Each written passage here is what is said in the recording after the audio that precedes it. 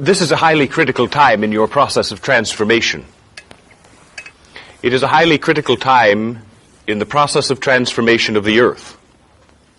It is a highly critical time in the process of transformation of the universe. What we have termed Christ energy, the energy of love, of reconciliation, of forgiveness, of wholeness, is exactly that on the human level, exemplified by the model set by Jesus the Christ, showing you in his own life the process of transformation, showing you who you are on your way to becoming if you but accepted the fact that love was the only reality, fear a snare and illusion. The process that followed over 2,000 years of escape from the implications of that idea, of visiting and tarrying long in the valley of the shadow of fear, has brought you finally through the experiences necessary to qualify you for graduation into your own wholeness. Well, that same energy is not simply some sort of a specialized energy that only touches human beings. It is a universal energy change. Now, you live in a universe in which the prime law is growth, in which there is rhythmic, cyclic change. Birth, growth, decay, death, regeneration, rebirth. That is the law of the universe. And all in the universe obey that law. The lessons that you are learning in this process are focused on the fact that all are one, that the many, the separate parts, come to be recognized as a single whole. Each of you a part of and entirely God. Apparently a paradox, but not so. A gradual revelation through the mysteries and initiations of human life bring you to a point of preparation for making the leap of faith across the gap of doubt and mistrust to a point of opening yourself to the wholeness that comes from looking your fears in the eye and in acts of courage based on faith, releasing those fears, seeing them for false, and letting go of the power that you've given them to exist and to cause you damage and pain. This veil of darkness that has cast humankind in shadow, out of balance, alienated from their true nature, is unique in its relationship to the human being, but is a part of a process that is universal in nature. You are a part of a vast whole. You are yourself, each individual on this path, going through a process of relinquishing faith, accepting love for yourself, creating change and transformation in your life, becoming whole, becoming a new creature, as long ago promised. But you are not isolated from each other, because what is happening to you as an individual human being is happening to humanity. Neither are you isolated from other aspects of God, other pieces of the universe. You are a human being, and a human being is designed to stand where heaven and earth meet. You are half of the earth and half of God. But of course, since all comes from God, you are wholly God. To find your balance, you must accept that which is within you that is of earth, You must reconcile with your parent, the earth. Your relationship with earth has gone through a number of changes during the lifetime of humanity on earth. In your infancy, you were wholly dependent upon the bounty, the indulgence, the love of the earth, your parent. In your childhood as a race, you were still dependent, gradually learning to understand the nature of your parent. What is my parent like? What does my parent need? What does my parent offer? There was a symbiosis in the relationship between you, human beings, and earth. And then came the time of adolescence, when you were given the gift and the curse of the freedom of your mind, to develop your mind, to develop your independence, to do with your mind and your abilities what you would. You seized that freedom, and you built, finally, the civilization that you see today, a creation of ego mind, full of wonders, full of technological wonders, but fundamentally out of balance, because it has been an exhibition of intelligence unbalanced by wisdom, mind unbalanced by spirit. And so you have tall accomplishment on the one hand and utter disaster threatening on the other, because you have proceeded out of balance in your adolescence, rejecting the parent, ignoring the parent, forgetting your relationship with the parent, turning upon the parent. Now, how does the parent react to that? Well, the earth is a living being, living, complex system of energies that has given birth to much, including you. Well, the earth feels rejected. The earth feels unloved. The earth needs nurture.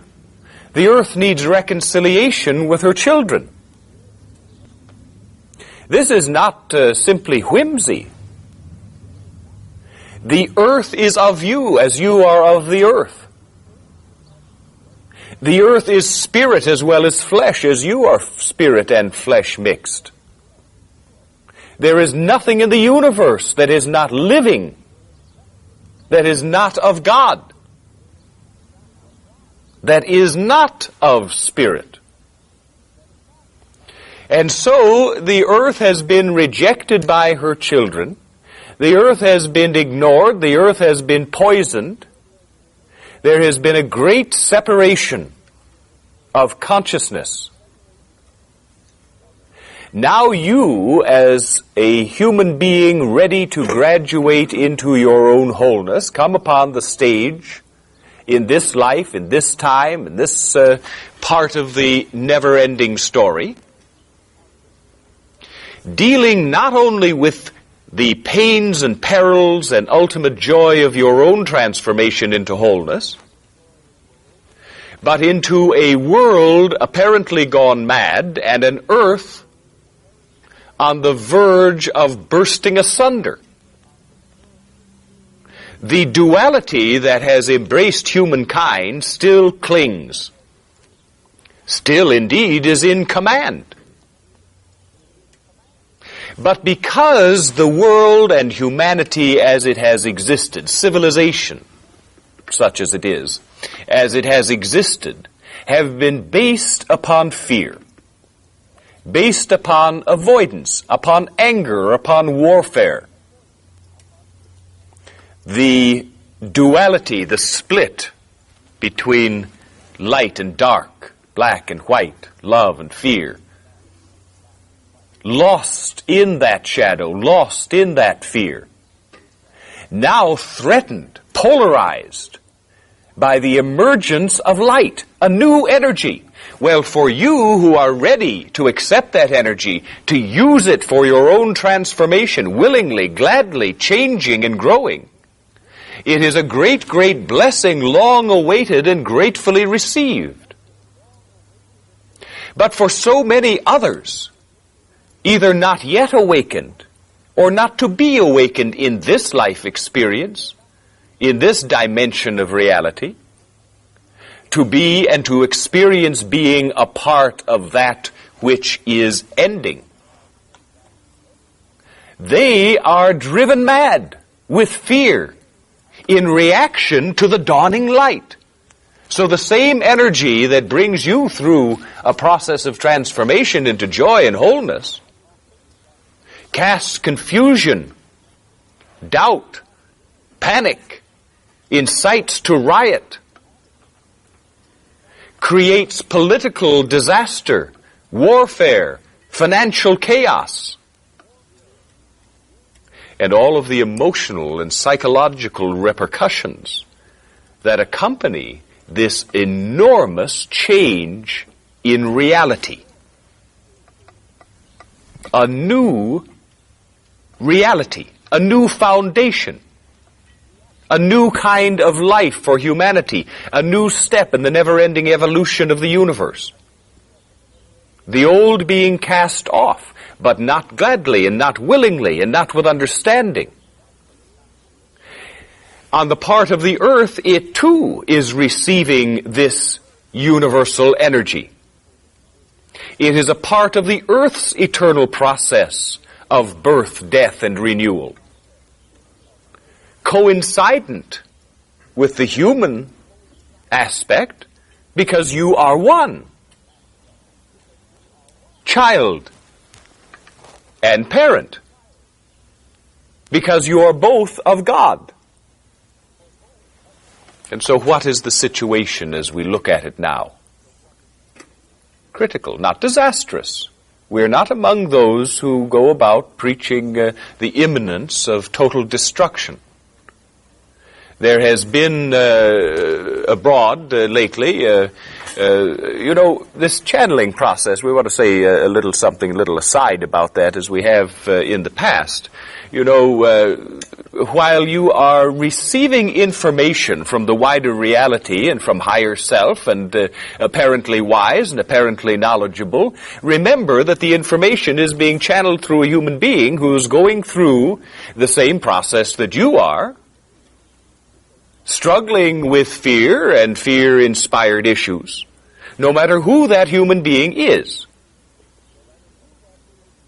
And so, for many, the information, the inspiration, is colored and slanted by their own fear.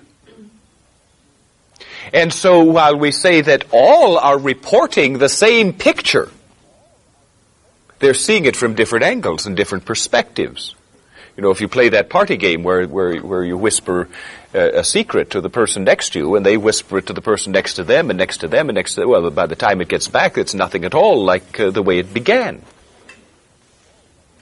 So is it in this process. There's tremendous confusion and misapprehension and fear.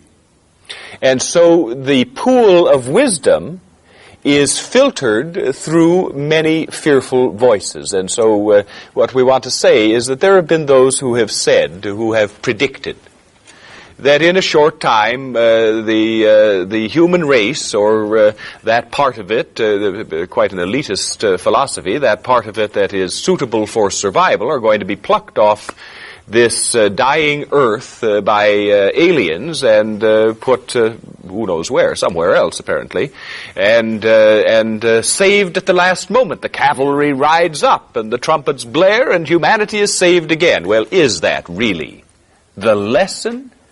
Is that really the process you are involved in? To have it proved to you that all of your fears come true, you are indeed powerless, you do indeed require being saved by some outside force? No. No, 1,000 times no. That has nothing to do with what you are going through and who you are becoming. You are going through a process in which you take full responsibility for your own life, in which you recognize that you have the power to create any reality you choose, and that you trust yourself to choose your reality out of love. Yes, it is a death as well as a rebirth. Yes, some of the changes are going to be radical, sudden, extensive, even violent changes. But humanity is not going through this process to fail. Already, the light that has been cast by each of you who have accepted this process of transformation, who have in your willingness and in your faith gone through this death and rebirth cycle. The sparks set off by that light have already ensured the continuity of the human race. Because what you are receiving and who you are becoming is reality. Love is the reality. Fear is a lie. However many people believe in it and empower the effects of fear through that belief, fundamentally you are dealing with a phantom. Because what you are accepting is reality. Because love does have all of the power. It takes only a tiny light to shift the balance. You have seen, those of you who have been on this path for a few years, you've seen a tremendous amount of change. You've seen more and more people, and some of the most unlikely people to awaken, come to life. The ripples are spreading. The change is accelerating. Radically accelerating. Radically accelerating. We have spoken about the fact that the Christ energy, this new universal energy, is being released in roughly 6-month intervals, rhythmically, as are all energies in the physical universe, rhythmically released, each release having a different characteristic, each release being more powerful, building upon the earlier releases.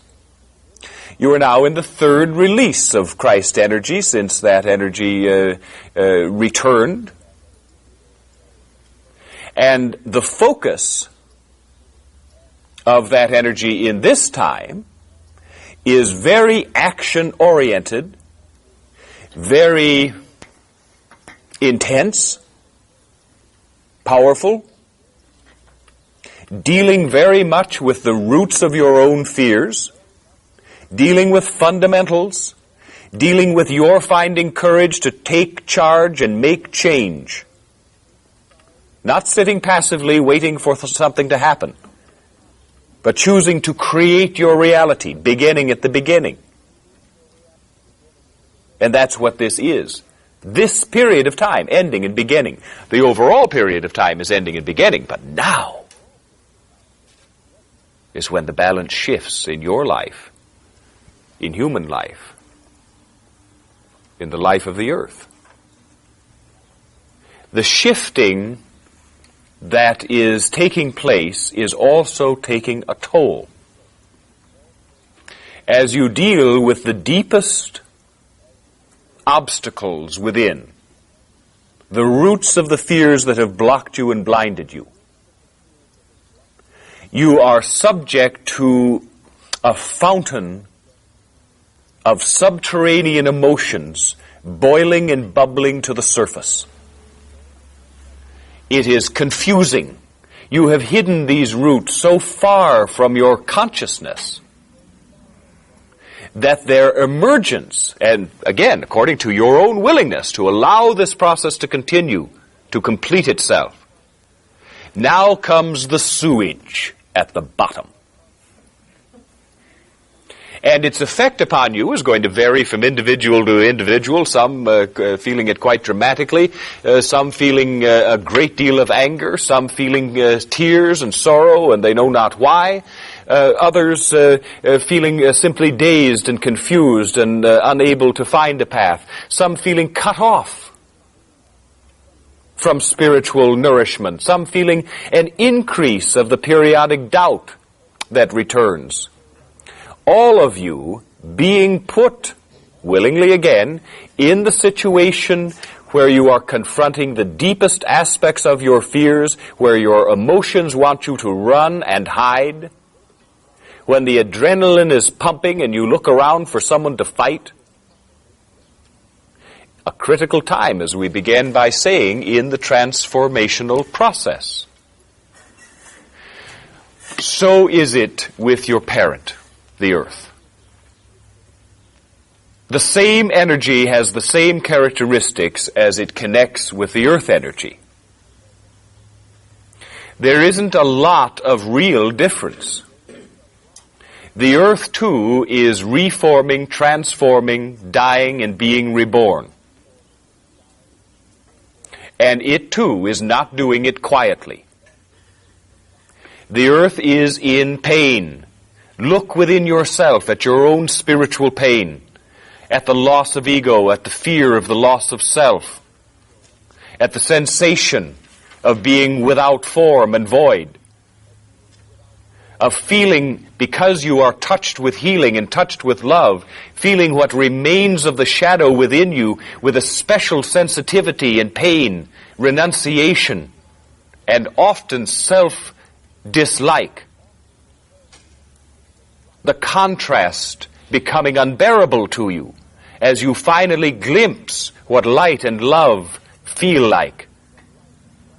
You cannot abide what remains within you of your fear, your anger, your pain. The tumult that you feel inside is being reflected in the world around you. The pressures are increasing dramatically. If you follow the news events, which is really not news, but simply a recital of disasters, you will see that recital of disasters has more and more disasters to recite. That the temperature is being turned up. The pressure is being turned on. You're going to experience this in so many different ways in your day-to-day life. More anger on the freeway, more frustration, more difficulty in the job, more hurt feelings and sensitivity in the relationship, more trouble with the kids, and even the dog is biting the postman. It is a period of great stress and great pressure for all involved in this transformation. We've already said that's everybody, one way or another. Everything, one way or another. And so, this is a critical time in the process of change for the earth. We have said that you have lost over the years of devotion to self, devotion to the mind, devotion to the ego, you have lost your connection with your parent earth. You have forgotten how to be one with the earth. You have forgotten how to connect with the spirit of the earth, how to share equally with the earth. Now you are at the point of needing to relearn all of this. That is why, and we've pointed out a number of times during this course, during this process for you, each of you at various times is connecting with other life experiences that you have had. Past lives, if you will, although the lives are in fact simultaneous, different aspects of your same complete self. And at this time, you connect with certain aspects of that self, certain other life experiences. Because they are simultaneous, there's a feedback of energy. You connect and you share energy, knowledge, help, guidance with that life.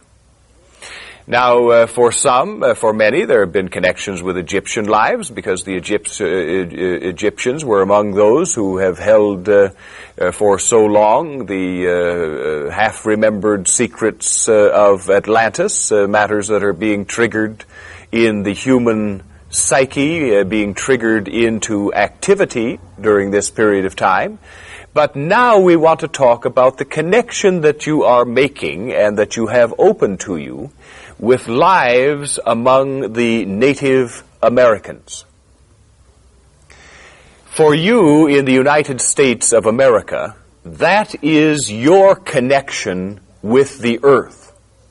You are in this country, in this life of change, not because you can only transform into wholeness if you are a United States citizen, but because it is important for you to connect with your past in this energy field. And that in your past, it was the Native Americans, the American Indians, that are connected and were connected deeply with the earth spirit. A deep understanding and blending of energies with the earth. The earth needs love. The earth needs healing. The earth needs your nurture. In your meditations, in your contemplative times, spare some time now for directing the healing energy of the Christ that is filling you into the earth, your fleshly parent. It will not go unnoticed or unfelt. If you are out in nature, and in the summertime you frequently are, take some time to put your healing hands upon the earth. Use your power to visualize and thereby create reality, to create a reality of healing for this planet that is the true mate to your soul. Send back the love. Open your own heart, your own self, to the energy of the earth. This, as with all healings, is a two-way process. What you give, you receive. You are receiving now the energy of Christ entering through the crown chakra, distributing itself, being assimilated throughout the body.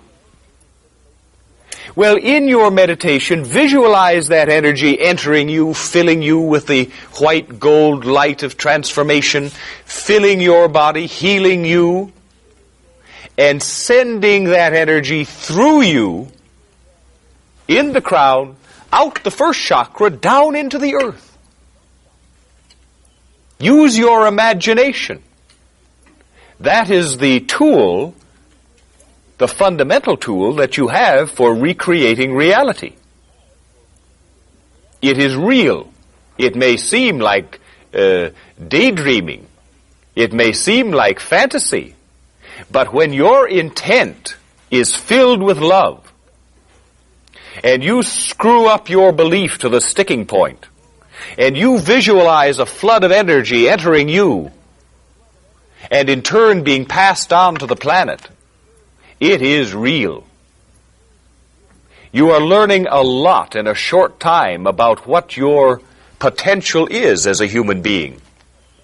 Just as you, as a human being, are designed to be self-maintaining, self-healing, so you are the giver of that gift. And you can practice by giving that gift to the earth, particularly at this critical time in its own process.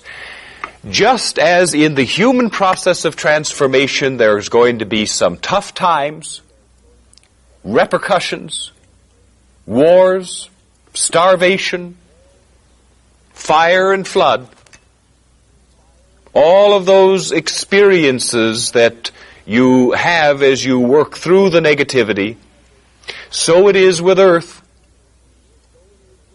But just as it is being mitigated in human life by the Christ energy, by that healing energy, so it is with the earth. The earth is in a potential situation to split itself asunder over the next 2 decades.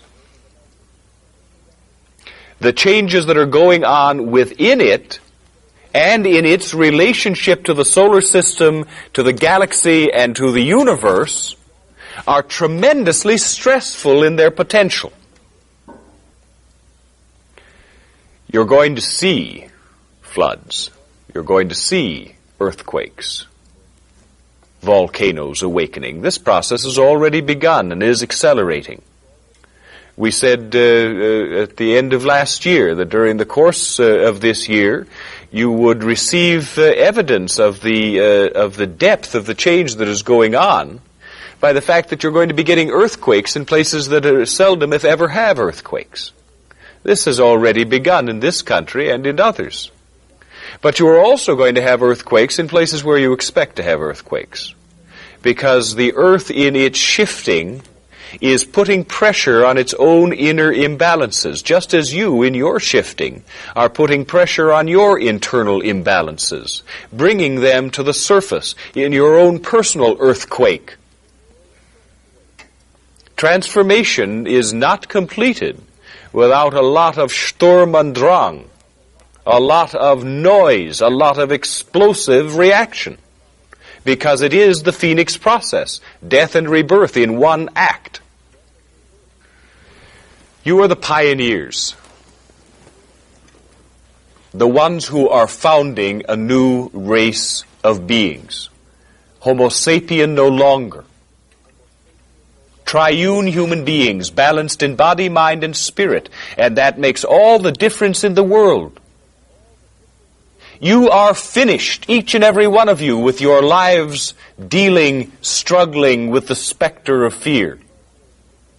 You will incarnate no more in karmic patterns. No more working with the duality. All of that is being put to rest. You are founding a new race of whole human beings whose work it will be over the next millennia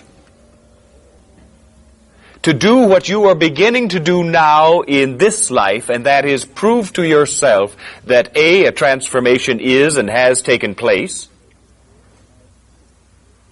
and B, that in your wholeness you are so much more than you have ever believed or expected, and that you will be spending the rest of this life proving it to yourself. And the human race will be spending the next millennia expanding as you are beginning to expand now, learning to use the talents of the Spirit, the psychic spiritual abilities, the ability to heal, the ability to communicate without speech, the ability to connect with each other in a webwork of consciousness. You are beginning now. You're scratching at the surface. You are becoming whole. The earth, once a paradise to you, is also going through this process of renewal, struggling with that which is no longer appropriate, ending a stage, ending a chapter, beginning a new story. It struggles to be born again, parallel your own. Do not think that you are separate from this earth. Do not think that you are going to be whisked off this planet by magical means to let it explode harmlessly in space. This is your home. You will travel far from this home, but it will always be your home because you are of it. Reconnect with this earth. Learn again to love the rejected parent. Send the energy of love to the earth. Spend what time you can in nature. Hug a tree. As you grow more sensitive to various energies, and you know in this process, and you've noticed it, most of you already, that you are growing more sensitive. Your perspective is changing. You find that uncannily you always seem to know what people are thinking and what their real attitudes are, no matter what they say. You are seeing more deeply, more clearly. Your power of empathy is growing as you begin to assume the mantle of your wholeness. You find you love where once you hated. Your perspective, your understanding is changing day by day. You are capable now of dealing with change that you would not have been capable of dealing with a year ago or 2 years ago. You are extending yourself. You are willingly going through a process that stretches you past the point you think you can stretch, bringing you into a crisis again and again. Each crisis demanding that you reach beyond anywhere you have reached before. And then just when you think, well, I'm pretty proud of myself, I seem to be whole now, along comes another crisis, demanding again that you stretch further and become more whole, more perfect. And that again, that paradox that is no paradox at all. God is perfect and yet growing more perfect. You are perfect and yet growing more perfect. In that growing perfection, in that increased self-awareness, in that increased confidence in yourself, share the energy with the earth. We have said to you, you always create your own reality, and heretofore you have created it out of fear. You've created a reality of hiding. You've created a reality of detours and dodging and avoidance. Now, as you begin to awaken, you may consciously create your reality and create a reality that is agreeable to you, that is beneficial to you, that encourages you, that rewards you. You can create that reality for yourself, but your power goes beyond that. Remember that you are gods in training, that you are learning how strong you are by starting out weak. You are being, lifetime after lifetime, being put in a position of utter helplessness and having to struggle out of that. The mewling, puking infant, totally subject to the control of others. A lesson that tells you, I have no power. Well, that's the point you start from, life after life. I have no power. And you proceed to prove that to yourself by giving away what power you do have, until it has become a self-fulfilling prophecy. Now you are reclaiming the power. Now you are beginning to recognize who you are. Now you are beginning to be able to understand that you can create. You are a creator. That is your work. So as you create a new reality for yourselves, as you create a new civilization for humanity, you can also help create a new reality for your symbiotic partner and parent, the earth, through the use of the psychic spiritual abilities that aren't anybody's fantasy, simply a new and so far uncharted aspect of humanity. The wonders, the technological wonders of the last 100 years would strike dumb any human being born before that time. It would seem magic, a fairyland, or a nightmare, but not real. And so when about you, a society of human beings, of Homo sapiens, scoff, question, make fun of what you are beginning to understand, remember that that's progress, and that it was ever thus, and that those uncharted seas that you're setting forth on is the newest voyage of discovery for the insatiably curious human being, the ever-growing, never-ending human being. The process that you have chosen and that has chosen you is a process leading to joy. This is a period of time when many of you are having difficulty finding the joy in the process, because you are dealing so much with the worst of the pain, not just from this life, but from life after life after life of experience.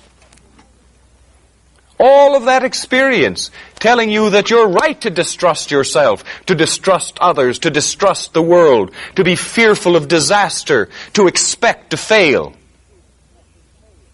What a magnificent achievement in one lifetime to let go of life after life after life of fear.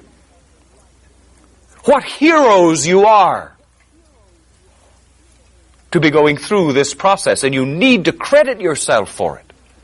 Because this is the toughest time. Oh, he always says that. It's always the toughest time.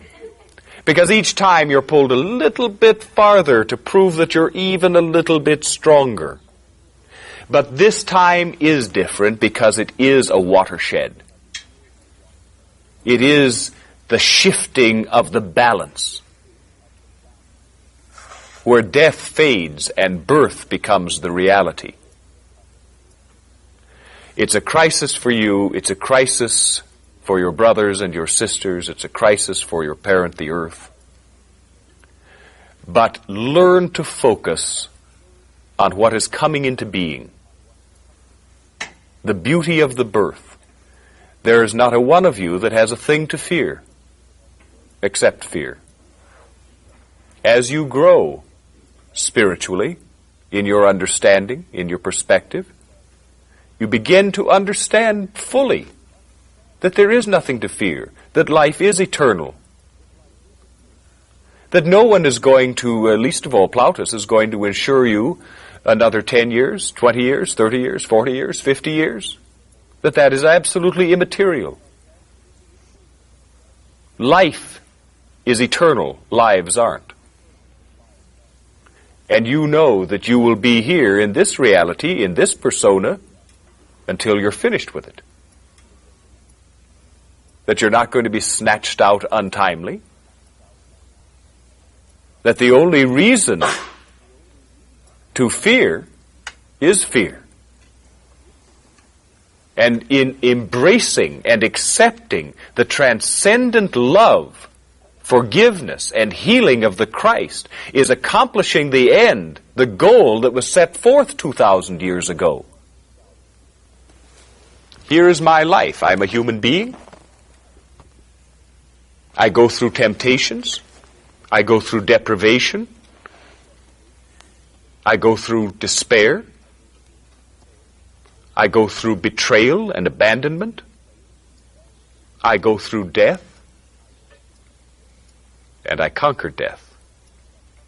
I transform through the power of love, through the power of forgiveness, through the power of acceptance of self. In this time, what you are doing is becoming Christ. With all of those psychic spiritual talents that he once gave a few people a glimpse of, and they called them miracles, to restore life to one who is dead, to multiply foodstuffs, to transform one thing into another. Lesson after lesson, parable after parable, example after example, all rejected until now. Now you are becoming Christ. Now is the beginning of the rest of your lives as you grow to your godhood. as you enter the triunity that was promised. What was Father, what was Son, what was Holy Spirit, put into the paternalistic language of the times. In a patriarchal world, God is interpreted as Son and Spirit. But the triunity is flesh, the body, the mind, and the heart, the spirit, that which is eternal.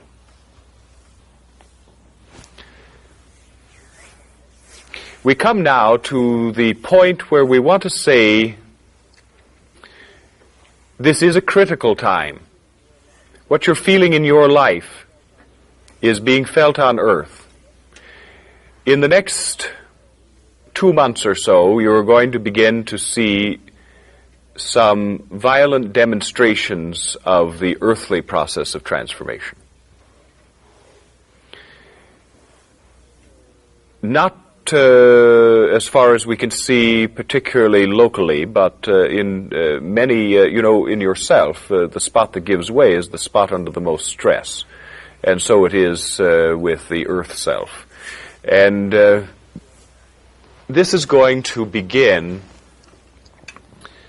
an increasing spiral of fear reaction in humanity. First, connections will not be made, and it will simply be the usual reportage of disasters, but an increasing number of disasters and increasingly visible.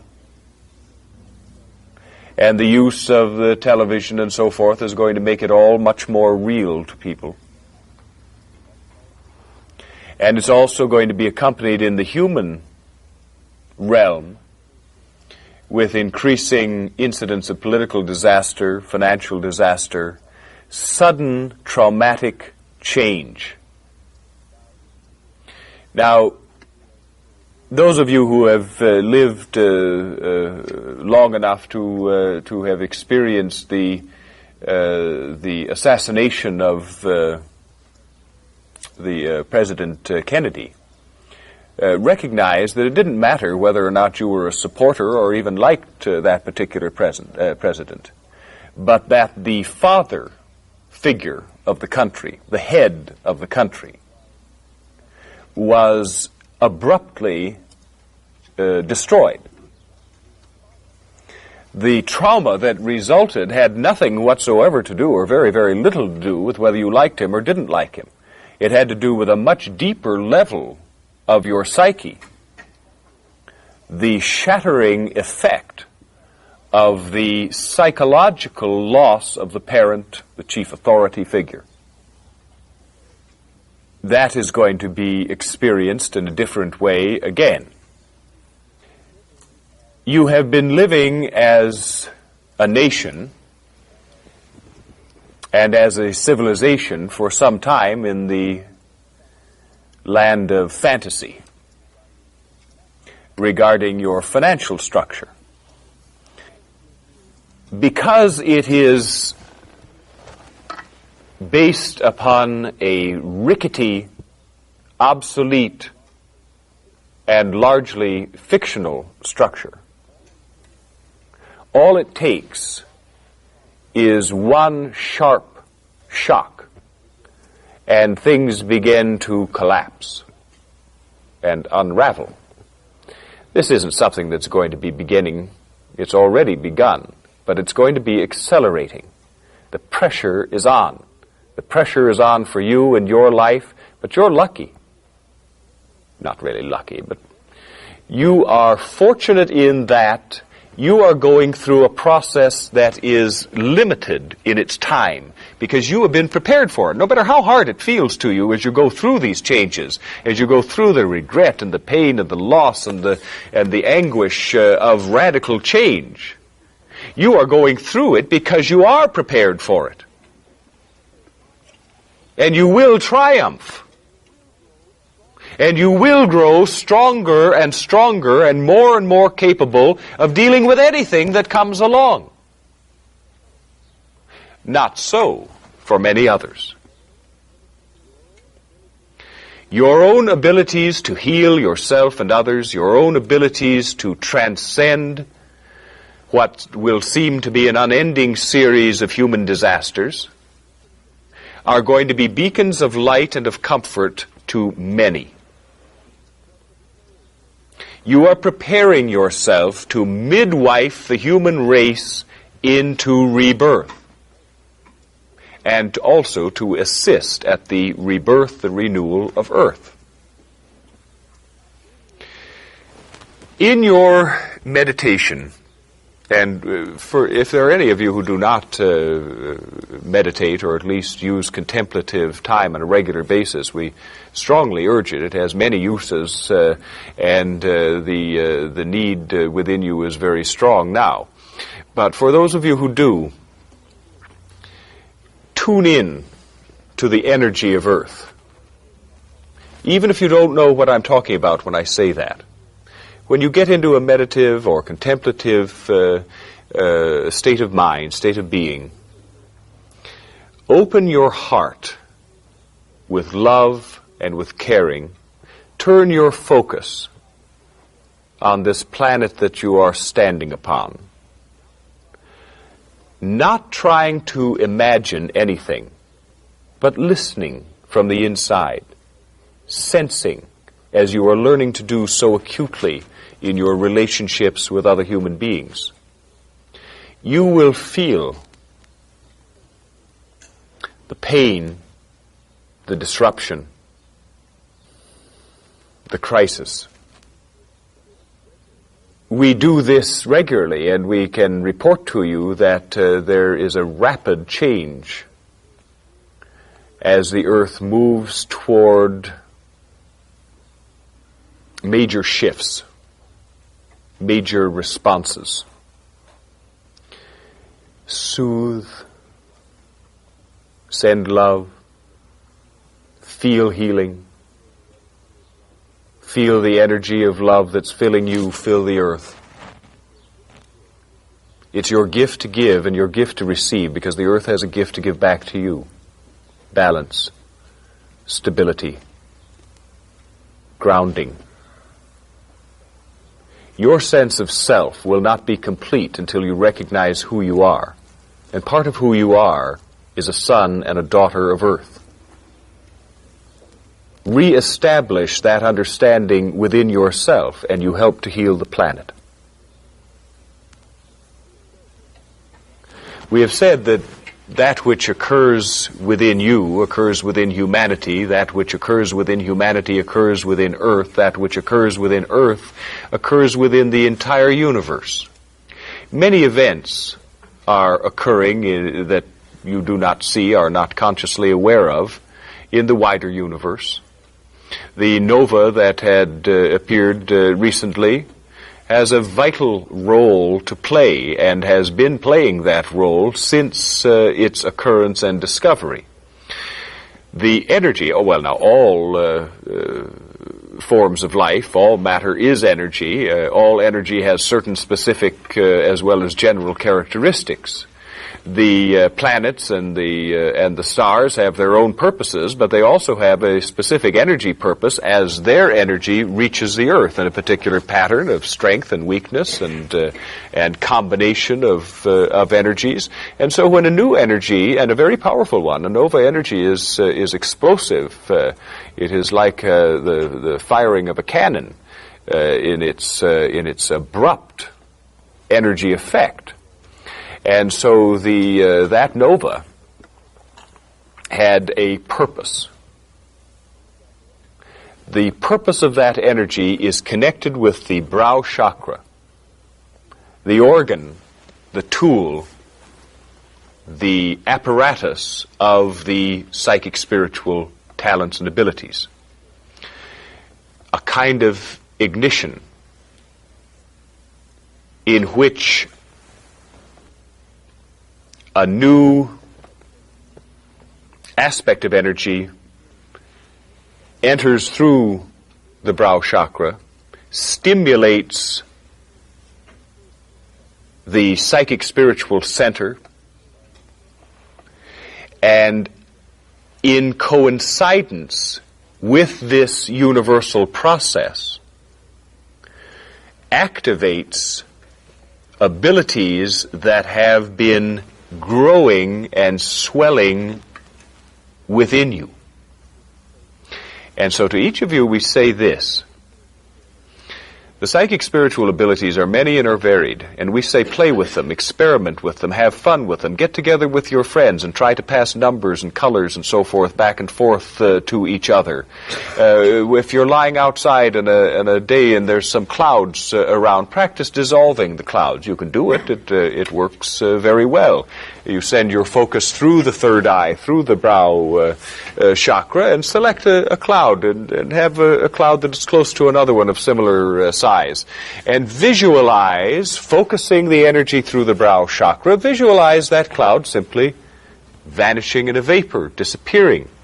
And you will find, and the throbbing in your brow will confirm, that the cloud does indeed disintegrate more rapidly than the companion that you're not focusing on.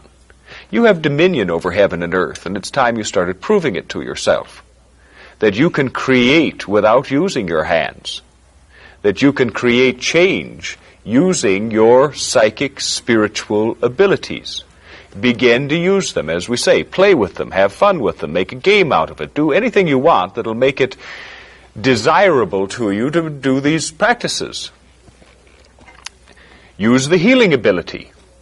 Make the a priori assumption that you do have healing ability, that the energy that's flowing through you will heal, that your hands do send out healing energies, and then proceed on that assumption. That's called a leap of faith.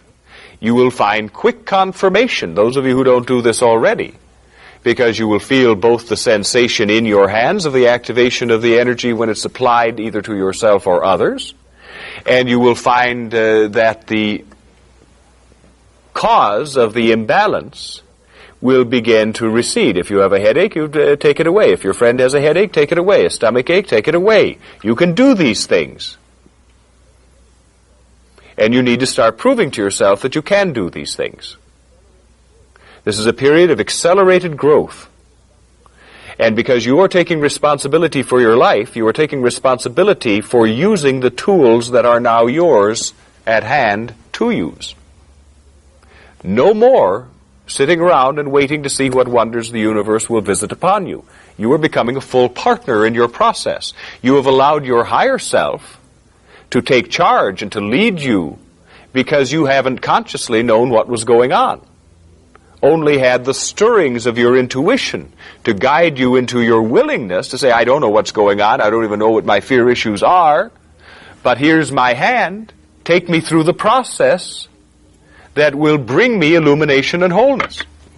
But now you are becoming conscious enough that you can become an active partner. Make choices. Create realities. Use your healing ability. Heal the earth.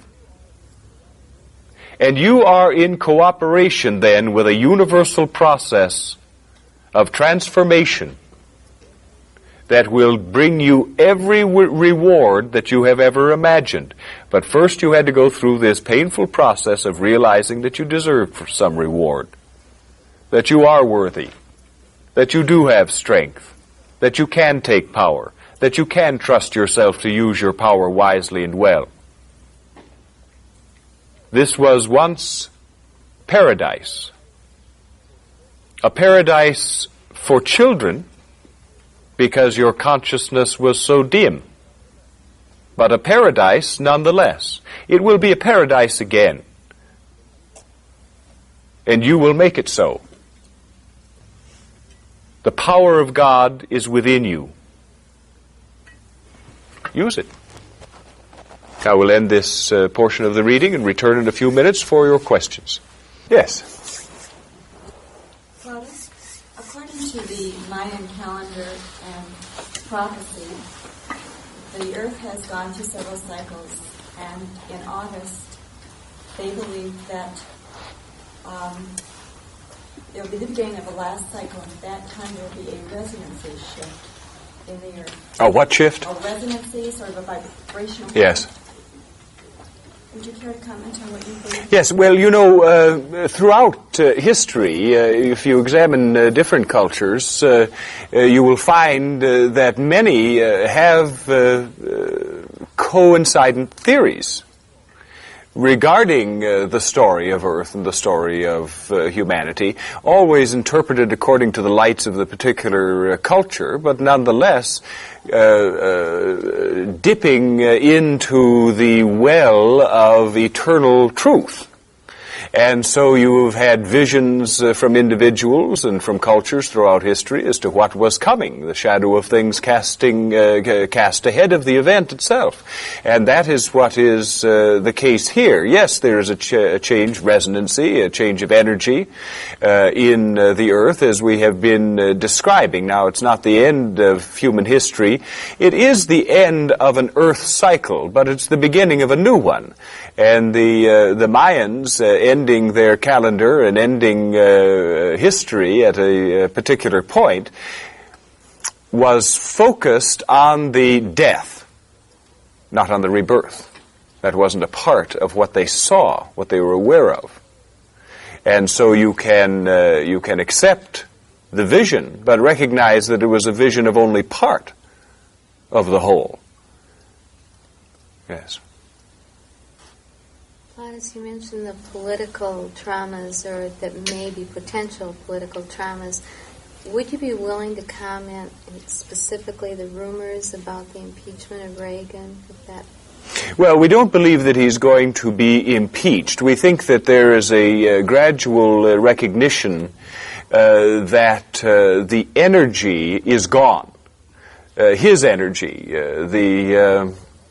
but not simply his personal life energy, but his impact on history, on events, and so forth.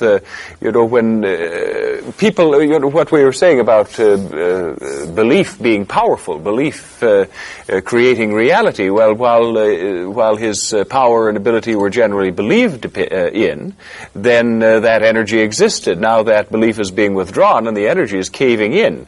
Our belief would be that he is going to leave office very likely this year, and that the vice president will serve out the rest of the term but not be elected in his own right. The stage is being cleared in that realm also for a new beginning. And it was the culmination of all of the mistaken beliefs of the past, united under the charismatic nurture of this one man, creating the final state of instability necessary for the crumbling and the rebuilding of a society. And of course, the fiscal, financial matters have been paramount in this, and the fleshing out of a fantasy as though it were reality.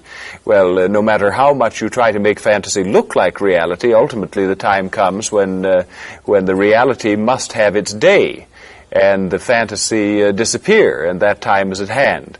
And we think political events over the next few months are going to increase the pressure to the point where there will be a combination of health and political concerns that will result in the abdication of this president. But we, widening the focus beyond the United States, we believe that there is going to be an assassination of major proportions also probably this year. You know, it's handy for newspapers or television to look at things from January through December 31st. And when we deal with prediction, we're dealing with probabilities because you have free will to create your reality. And sometimes a flow of energy untidily sweeps past the end of the year into the new. And so we won't say for sure, but we believe that there is going to be a major political assassination that will have increasing reverberations taking place either toward the end of this year or into the beginning of next. Yes. Not in this country. Yes. Plautus, how are we related to the animals, like the mammals? Did they come from Atlantis with us? We are, as human beings, all children of God and all children of Earth. And while the spirit of the human being was, in a sense, transplanted into an altered version of animal form at the beginning of human history on Earth, as we indicated with the Earth, all living things are spirit as well as flesh. And the animals are no different. Now, we have described reincarnation, but not in terms of, but only in terms of human reincarnation. The energy of animals is each unique to the individual animal and to the kind of animal. Their uses interact with human uses. They are a part of your heritage, a part of your responsibility, and since this is a moral universe, they will be used and are used as examples and as challenges to human wisdom. And so you may pretty well judge the state of humanity by the way it interacts with the animal population. Now, we've said that the humans have been given dominion over the things of the earth in a much wider sense than has usually been understood. And so it is with animals, but you are being given a responsibility along with your power. And what we have indicated relating to the loss of nurture for the earth, the lack of caring, the human tendency over this period of focus on the mind to eliminate the heart and not to open the heart. With each of you, much of the challenge has been to open your heart in trust, in vulnerability, in willingness to give and to receive love. And your relationship with the earth is the same as the relationship with animals. And if you will look at the current situation on Earth, well, look at the current situation in this country and see how you are raising animals for food. You're not raising them as though they had any sort of a soul or as though it made any difference whatsoever what the quality of their life was. And yet it makes all the difference in the world. The Native American has understood that. Now, the Native American who would live by hunting, for example, would always offer a prayer and share the moment of transition with the animal that they were hunting, a respect for a spirit, an indwelling spirit that is common to all. And you have lost that, and so you raise cows that are not allowed to move, that are not allowed to go to pasture, that are not allowed to connect with their parent, the earth. And you raise chickens that are stuffed together as though they were dead and in a garbage can. Well, these sort of things have tremendous effects, not only upon the animals involved, but upon the human beings, not only those directly involved, but upon all human beings. For you all have collective as well as individual responsibility. And those of you who are coming awake and beginning to recognize the difference between justice and injustice need to use your time, your prayers, your influence in doing what you can to alleviate these situations. And it is a symptom of the times that you are wantonly killing without replacing, and that you are cold-heartedly raising animals as though they had no spirit at all. Well, we look at the same thing, all life, there isn't that much difference, life to life. Plant life, too, is filled with spirit, as is the earth itself, all of the products of the earth. And you look at the situation in farming, where before, and Paul was just talking about this during the break, where in the past it was the love of the land, the sharing, the understanding the giving and receiving that the farmer understood. And so it was a symbiotic relationship. The earth gave and received. Well, now you see that those who wish to farm in that way are not given the opportunity. The economics, based not on love and understanding, the economics have rendered it impossible. And so instead you have farming done as though it was purely business and had nothing to do with the exchange of gifts. And so symbiosis again changed to a parasitic relationship, and that is by its nature unstable. So there is so much to be healed, but all of it will be healed almost instantaneously as each human being is healed of illusion. As the heart, the spirit, comes to the fore, such practices become impossible. As it becomes impossible for you, each of you, to behave as you might have earlier in your life, regarding your interaction with other human beings and with other forms of life. The heart that has come to life in you, as it comes to life in the rest of humanity, will end these abuses. But in the meantime, it is your responsibility, as you care and love yourself, to care and love all of the companions on this path. Yes. You've mentioned now that with this last burst of Christ energy that there's a lot of change and risk-taking and doing new things and making decisions. What can you say to those of us who don't know when to sit back and let it come to us and when to make the move? Well, that's the trust, you see. That's where trust comes in. There isn't a rule of thumb. But then it wouldn't be an act of faith. Then if you could truly, at this point, separate wheat from chaff, and know for sure when this was something to choose and when it was time to sit back, and the faith isn't necessary. The faith is that when you take action, you are taking action because of the promptings of the Spirit. And we're talking about meaningful action relating to the course of your life, relating to your growth and your expansion. You are, each of you, developing the faculty of trust, that which has been lost for so long because of your universal and individual sense of guilt, of culpability, of worthlessness. Well, now that is all changing.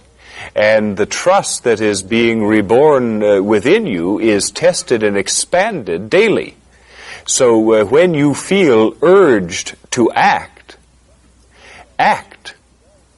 trusting that that urge does come from higher self, from your own nature of what you need to do. Yes. On August 16th and 17th, it seems as though the Native American groups around the country were going to be doing some spiritual healing for the earth and yes. and drumming. Is this part of what you're talking yes. about? Yes. Share in that. They may not know consciously exactly what's going to go on, but they are still more in tune with the earth and the earth's process. So they know when to weigh in with a little bit of help.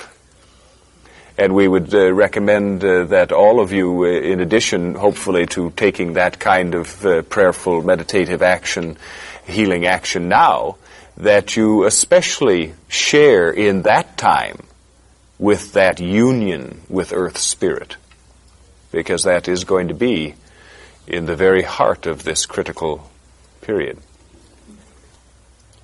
Plautus, you also mentioned that right now we will be more empathetic. Yes. Is it possible to be too empathetic to the point where you're getting sick and, feeling other people's sorrow?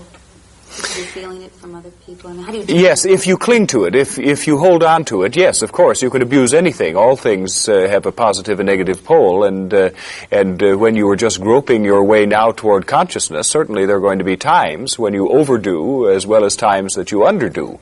And but in this matter of increasing empathy, we've said many times that you are all each other, and that it is your gradual recognition of this that allows you to penetrate beyond the appearance of difference, to connect with that which is universal. It makes you much more sensitive to the flow of emotions and feelings that are going on beneath the surface of those with whom you deal. And that quality of empathy, however, is not the same as that neurotic need to accept responsibility for that which is not your responsibility, to take upon yourself the pain and the sorrow of the world. And where that occurs, it is inappropriate. Allow these emotions, use what you feel, what you respond to, what you understand, but allow the emotions to flow through you, just as we say in this process that you're going through. Don't turn your back away from the pain that you feel from within, but don't cling to it either. Feel it, observe it, acknowledge it, and release it. And it would be the same in dealing with that sort of thing. Now, Paul, for example, during the years of this process of channeling, particularly when he was more thoroughly caught himself in the toils of fear, was extremely vulnerable to psychic shock during the channeling process, because the channeling process requires the acceptance of extreme vulnerability, openness, receptiveness. And so there have been a few occasions during that process when someone would reveal a situation or in their own panic-stricken energy invade that space, causing a traumatic shock. But gradually, Paul learned, and you all will learn, to allow those negative emotions, which are not yours, so you don't need to have the impact from them, to accept that they exist, to accept with love, and to release with love. And the key, again, always is love. Where before, 99 and 44/100% of your dealings were out of fear, now you are shifting that balance as you truly accept love. And accepting love is not an abstract sort of thing.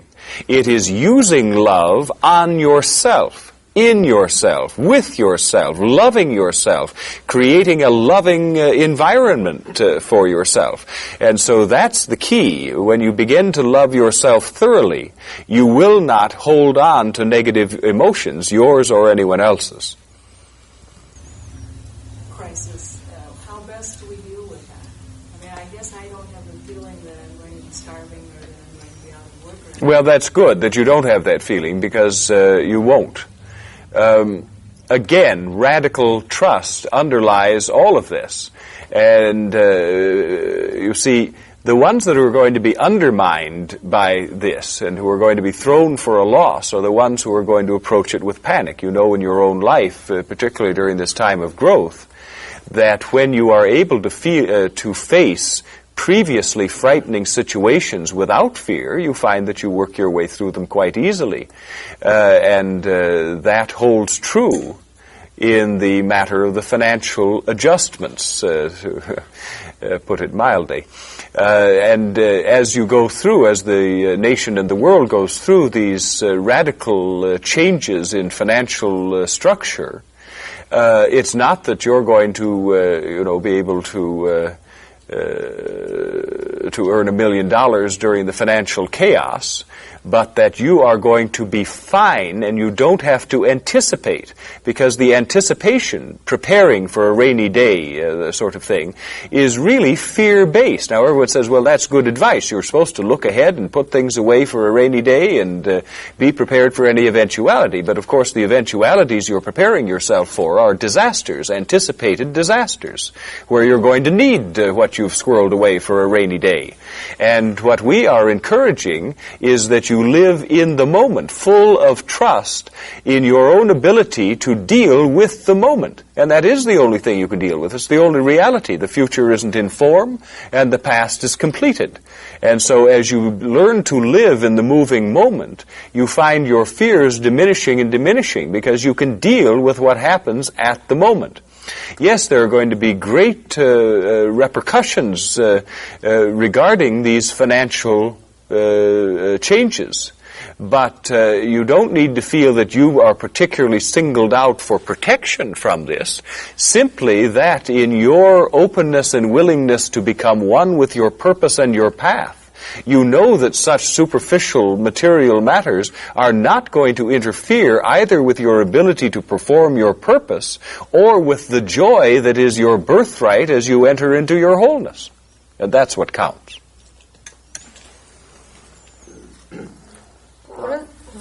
I've noticed several examples where groups of people who have been adversaries and on opposite sides of tables all of a sudden have become allies.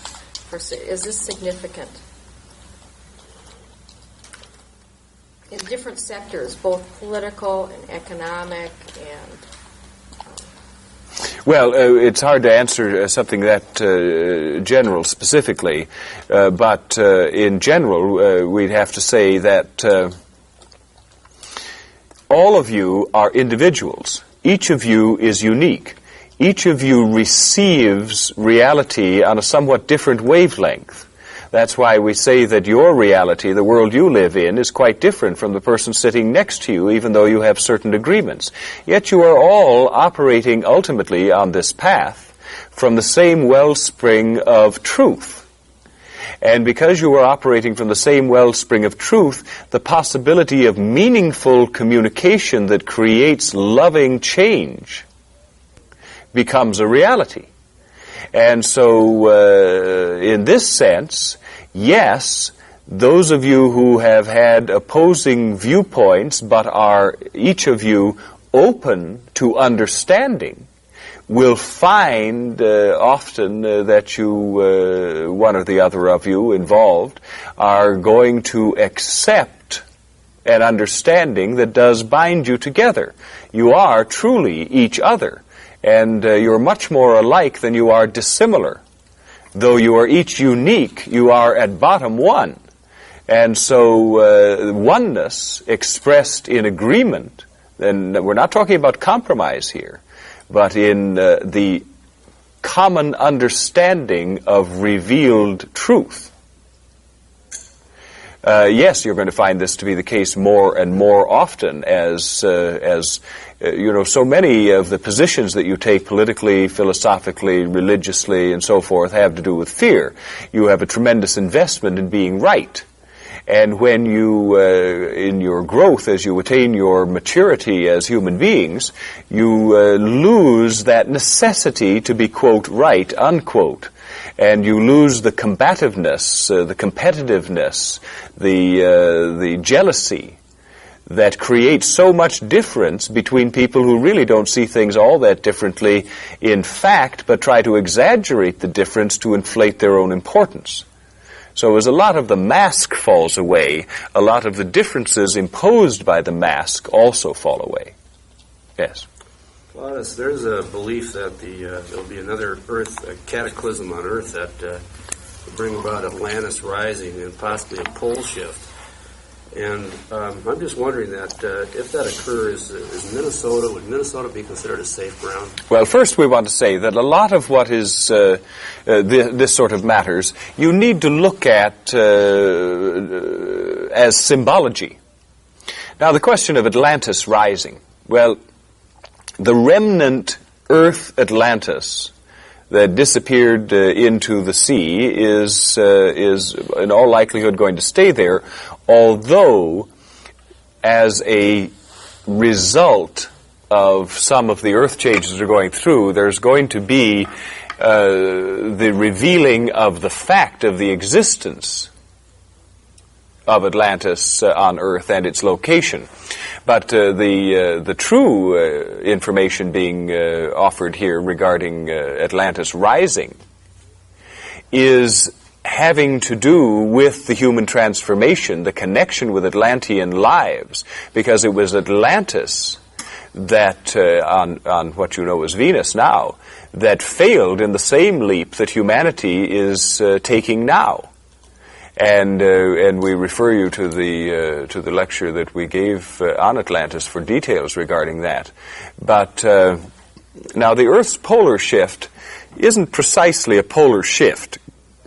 It is a radical change of energy and a readjustment of correlating internal Earth energies. It is a tremendous change, and there is an electromagnetic change that is a part of this. It is not, however, the picture of the Earth turning on its side. The shift can occur without much in the way of corresponding apparent movement in the Earth in its relationship with the Sun and other stars and planets. Plautus?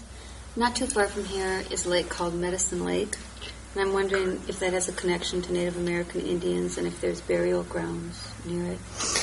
Yes, it does. The place name is significant in its reminder of the circumstances in which the Medicine Lake and the medicine didn't refer so much to the water of the lake as to certain healing herbs that grew and to a degree still grow in and around it. It is a reference, as many of your place names are, to Native American culture. Are there burial grounds near it of significance?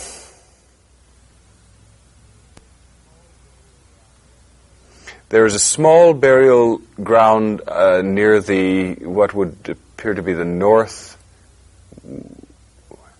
northwest end of the lake, but in general, no, that wasn't the focus. The focus there was healing, and not as a burial site. The mission farms. Yes. Rehabilitation center. Yes, yes. Yes, that's the area. We're going to draw this reading to a close now this evening, and we thank you all for your attention, and we bid you Godspeed as this journey accelerates. Thank you. Thank you. Thank you, Bob.